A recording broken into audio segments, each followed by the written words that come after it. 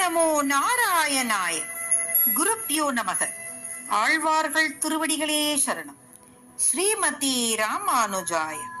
ஸ்ரீ நம்மாழ்வார் திருவடிகளே சரணம். திருவாய்மொழியின் முதற்பத்தின் 3வது பதிகத்தின் முதல் பாசுரத்தை காண்போம். இதில் அவர் பகவான் எவ்வாறு பக்தர்களுக்கு எளியவனாக வந்து அருள் புரிகின்றான் என்பதை விளக்குகின்றார்.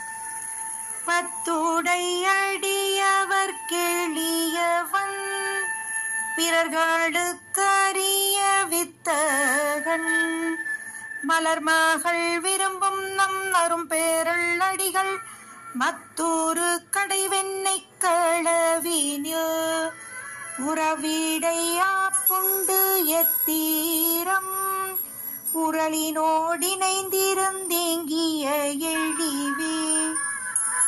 பத்துடை அடியவர்க்கு என்றால் பக்தியில் ஆரம்ப நிலையில் உள்ளவர்களும் சிறிதளவு அன்பை அவர் மேல் வைத்திருப்பவர்களும் நண்பனை போல் வேஷம் போட்டு தன்னை நாடி வருபவர்களையும் அவரை வெறுக்காமல் இருந்தாலே போதுமானது என்று பகவான் அன்பு கொண்டு அவர்களை ஆஹா சம்சார கடலில் தத்தளித்த போதும் நம்மை நினைக்கின்றார்களே என்று பரமபதத்தில் உள்ள நித்திய சூரிகளை விட நம்மை பெரிதாக எண்ணி நமக்கு எளியவனாக வந்து அருள் புரிவான் என்று கூறுகின்றார்.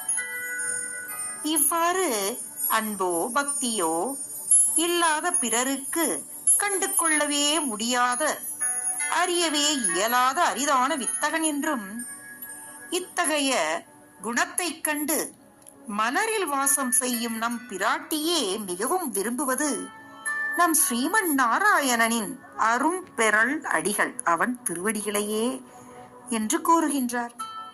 காண வேண்டும் என்று சிறிது ஆசைப்பட்டாலும் போதும், எளியவனாக உடனே வருவான்.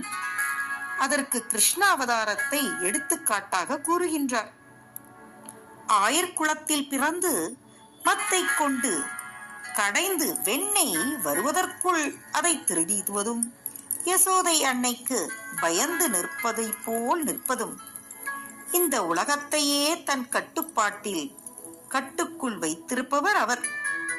அவள் அன்பிற்கு கட்டுண்டு கட்டுப்பட்டு உரலோடு தன்னை கட்ட அனுமதித்து அவளுக்கு பயந்து ஏங்குவது போல மிக எளிமையானவனாக மாறிவிடுகின்றார் பகவான்.